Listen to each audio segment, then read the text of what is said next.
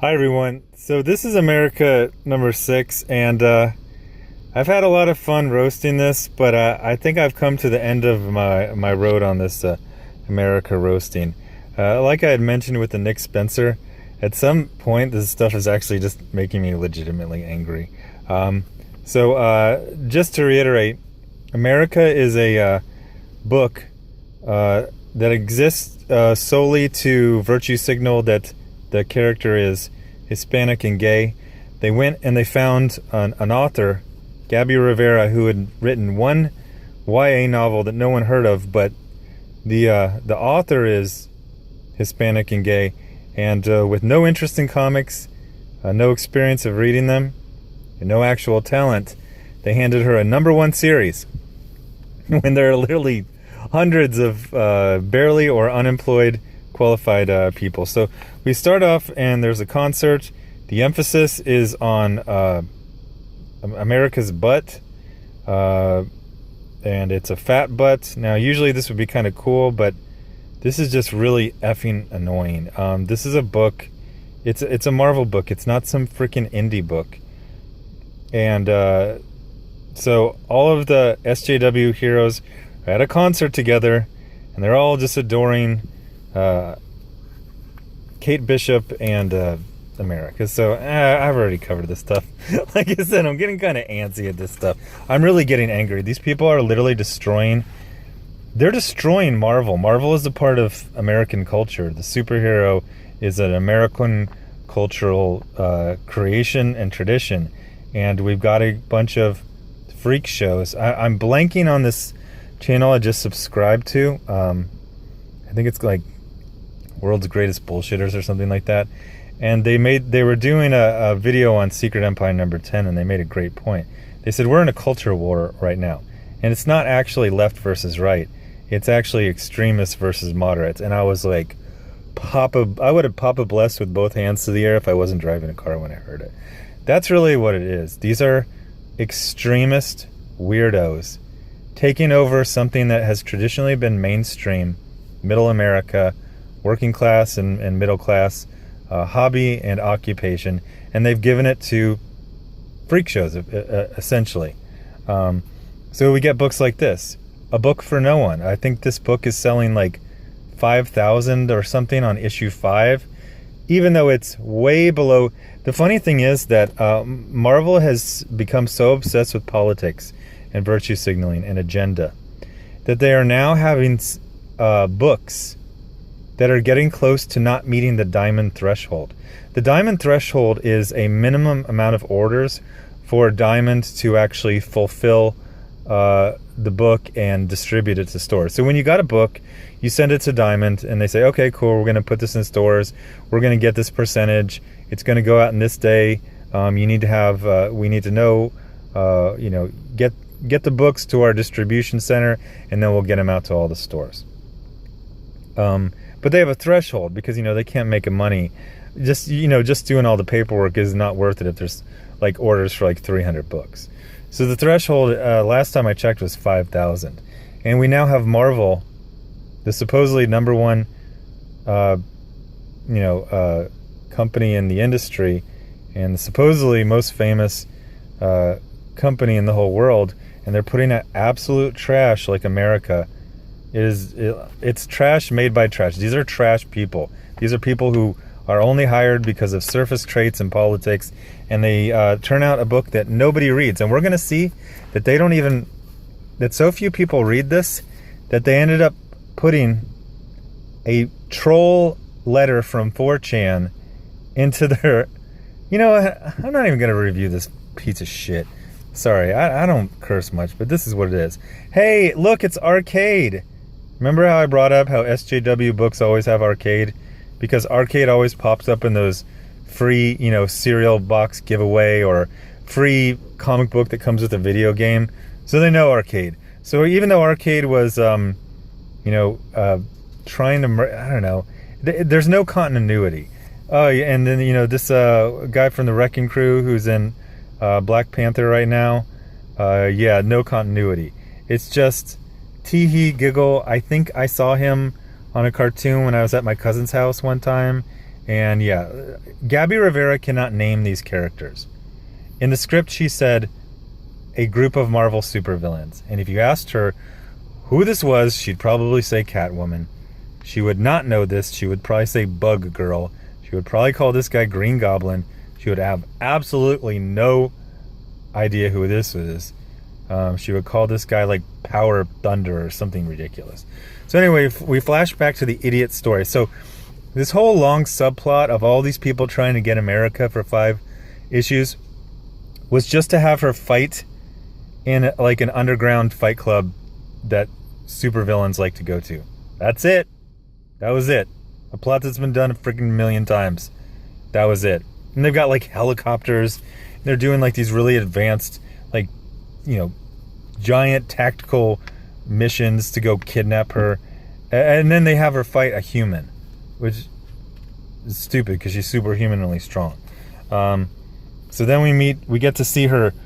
Okay, so plot twist, after like having an old woman have a lot of interest in America in kind of a maternal, familial way, we find out after 5 issues, oh my gosh, the woman that everyone thought was her grandma is actually her grandma.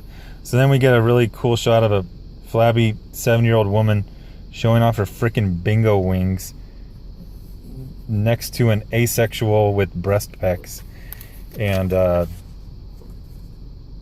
good thing is none of these people are reproducing.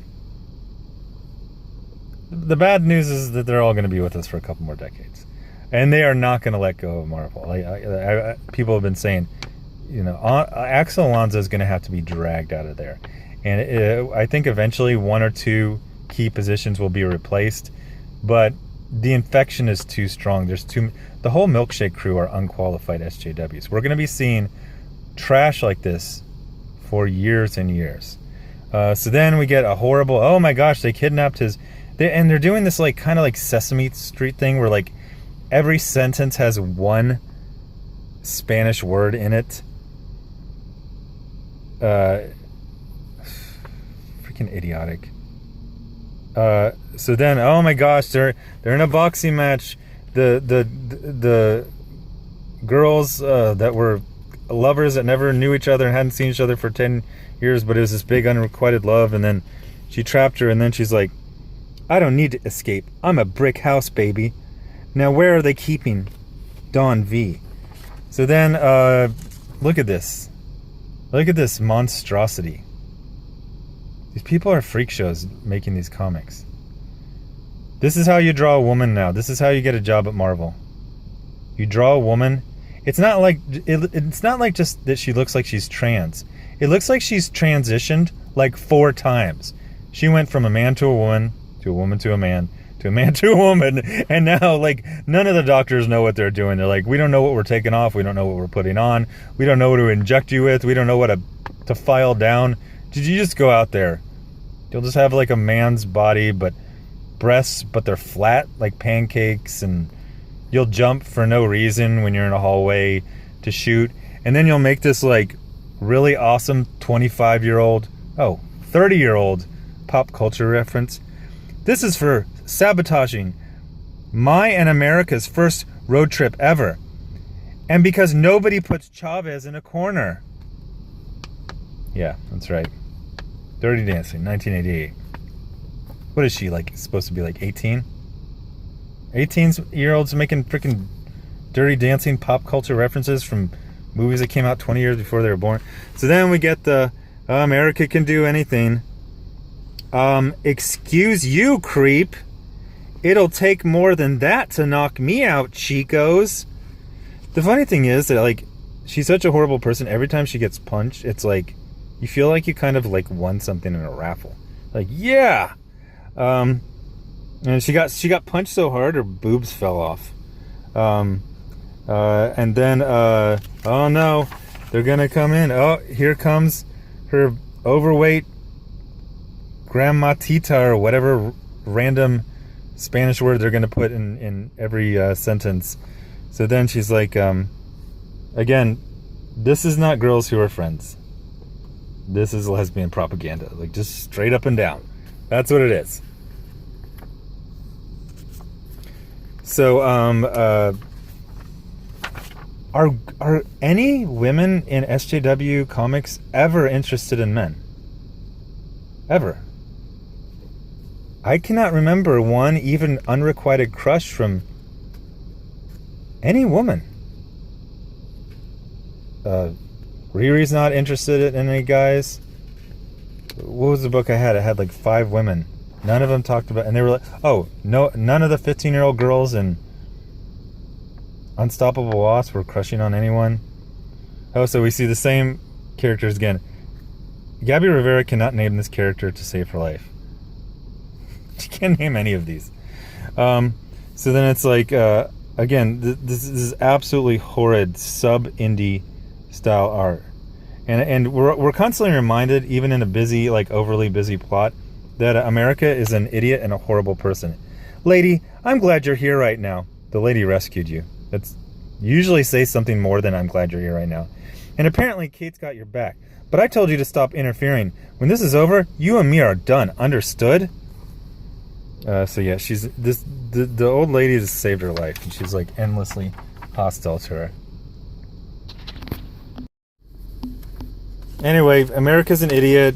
We get a bunch of lesbian propaganda, and then the thing's over. Seriously. Okay, F-bomb coming in. Fuck this comic. I don't care if this video gets demonetized. I'm fucking tired of these people. So then, idiot Gabby Rivera and her lazy ass milkshake editor don't even notice that this letter from 4chan is obviously making fun of them. It won't go in freaking focus for some reason, but